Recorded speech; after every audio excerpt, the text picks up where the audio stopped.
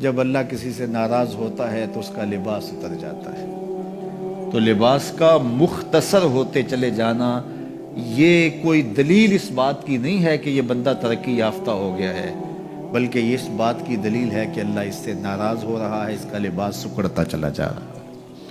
تو لباس کا مکمل ہونا، تینوں مقاصد لباس کے نصیب ہو۔ سب سے پہلا مقصد لباس کا پردہ ہے، دوسرا مقصد لباس کا گرمی اور سردی کے اثرات سے بچنا ہے، تیسرا مقصد لباس کا زینت ہے۔ یہ تین مقصد ہے لباس کے۔ پہلا مقصد پردہ، پردے کی چیزوں کو چھپانا، جن کا پردہ میرے رب نے رکھا ہوا ہے۔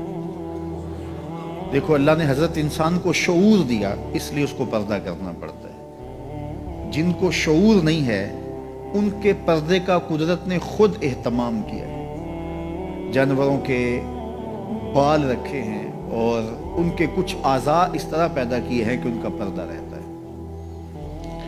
لیکن جس کو شعور دیا، جس کو فہم دیا، اس کے ساتھ اس کا لباس بھی اتارا۔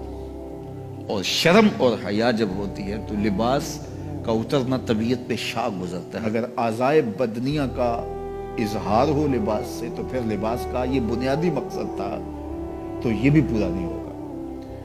اس لیے فرمایا، جو عورتیں لباس پہن کر بھی ننگی نظر آتی ہیں، قیامت کے دن برہ نہ اٹھائی رسوا کرنی چاہیے۔ لباس پہننے کے باوجود بھی وہ جو ہے وہ برہ نہ دکھائی دے۔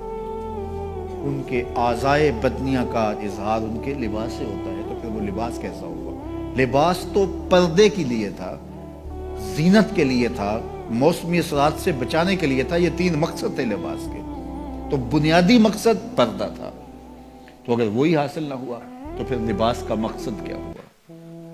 تو یہ بات ذہن میں رکھیے گا کہ جب کسی بھی معاشرت میں ان کا لباس سمٹتا ہے تو پھر معاشرے کے اندر جو ہے وہ بے حیائی۔ آج کل یہ شارٹس پہننے کی عادت ہو گئی ہے اور اس میں یہ گھٹنے بھی ننگے ہوتے ہیں، جبکہ گھٹنا شامل ہے آپ کے پردے میں، آپ کے سطر میں۔ مرد کا سطر گھٹنے سے لے کے ناف تک ہے۔ اگر کسی مجبوری سے یا کسی وجہ سے وہ کوئی ایسا لباس پہنتا بھی ہے تو وہ اپنے گھٹنوں کو ننگا نہیں رکھے گا اور ننگا نہیں ہونے دے گا، تو یہ اس کے پردے میں شامل ہے۔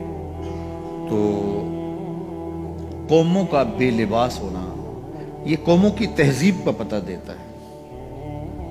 میں وہاں اندلس میں گیا تو کرتبہ میں اور غرناطہ میں تاریخ دیکھنے کے لیے میں 2 دفعہ گیا، اور مجھے یہ تھا کہ میں جہاں مسلمانوں نے ایک مدت تک حکومت کی ہے ان مناظر کو اپنی آنکھوں سے دیکھوں۔ تو غرناطہ میں بھی دیکھا اور کرتبہ میں بھی یہ دیکھا کہ ان کے پرانے مکانوں کا جو طرز تعمیر ہے وہ یہ ہے کہ ان کی جو کھڑکیاں ہیں وہ قد آدم سے اوپر شروع ہوتی ہیں۔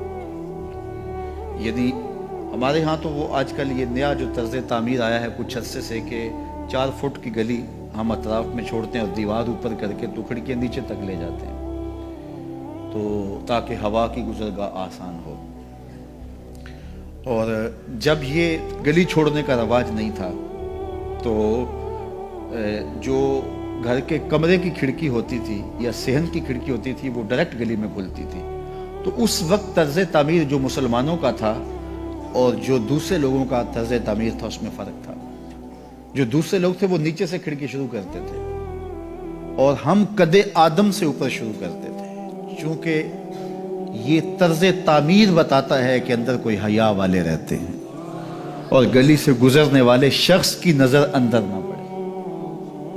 تو میں نے دیکھا ہے کہ مغرب کے اندر تو یہ تصور نہیں ہے کہ قد آدم پہ کھڑکیاں ہوں، لیکن وہاں قد آدم پہ پرانے مکانوں کی کھڑکیاں دیکھی ہیں۔ تو یہ طرز تعمیر بتاتا ہے کہ مسلمانوں کے خمیر میں حیا رکھا ہے۔